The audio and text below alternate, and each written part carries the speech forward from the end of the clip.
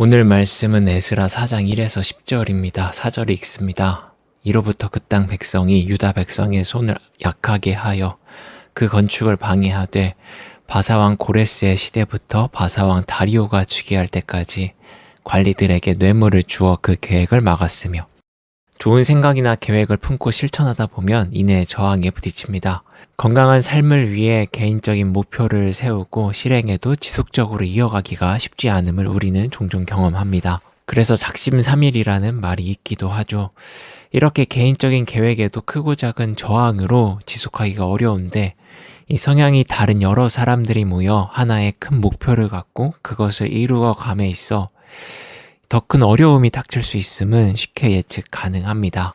개인이든 단체든 상관없이 모든 일은 생각대로 술술 진행되지 않습니다.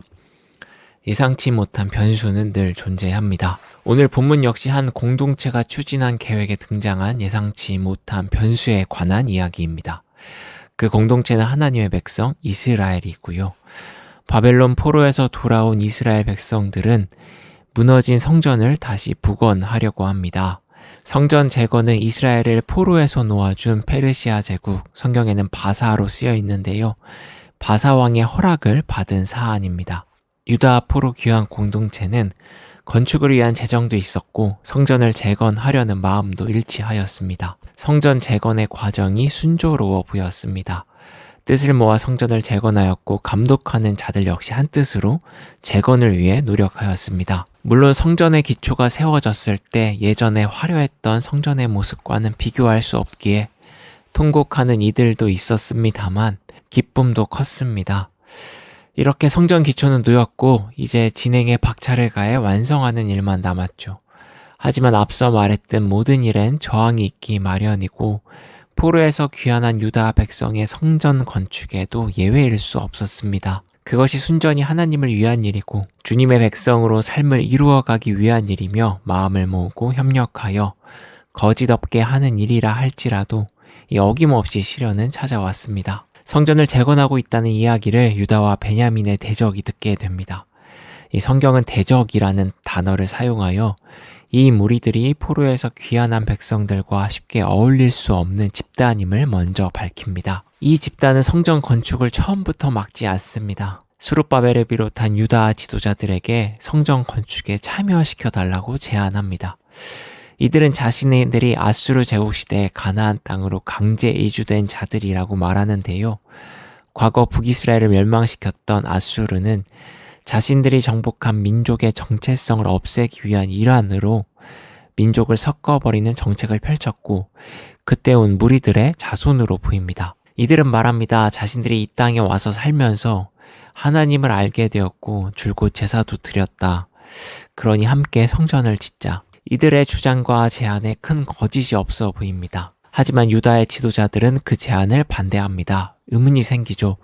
같은 하나님을 믿는 이들이 하나님을 함께 예배하고 싶어 성전 건축에 협력하겠다고 하는데 단칼에 거절했으니 말입니다. 유다 지도자들은 대적자들의 제안에 이렇게 말합니다.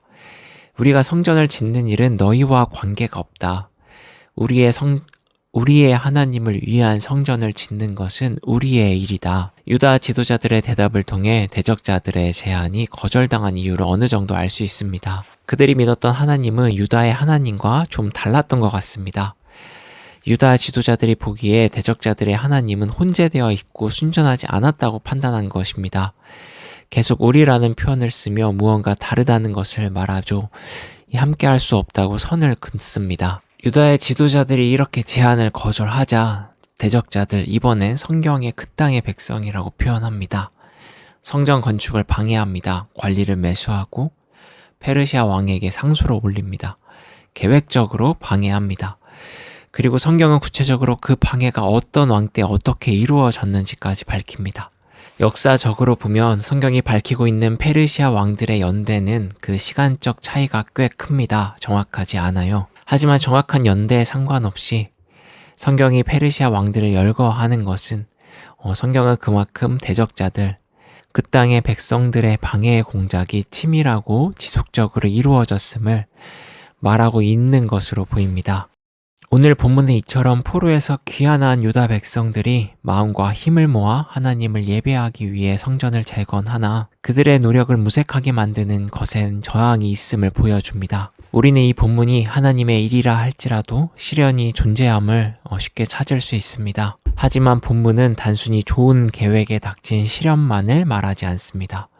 사건에 등장하는 인물들을 통해 주를 믿는 사람들이 가져야 할 태도, 마음에 대해서도 생각하게 합니다.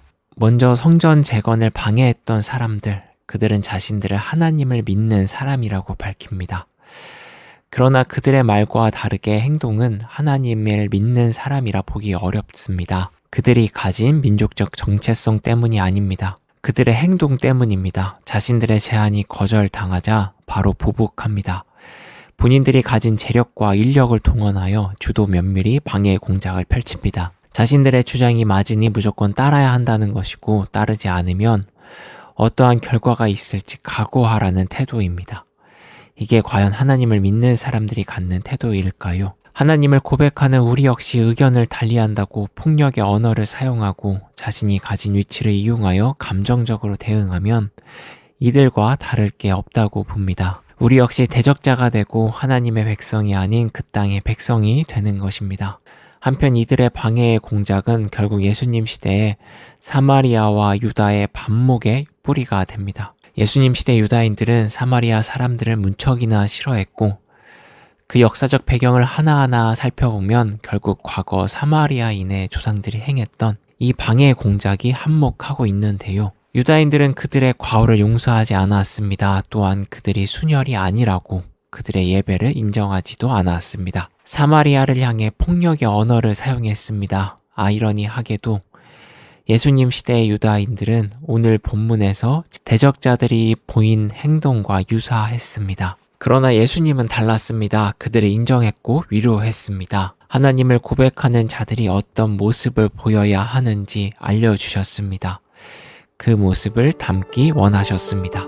묵상을 맺습니다. 오늘 본문은 성전 재건에 닥친 시련의 역사를 말하고 있는데요.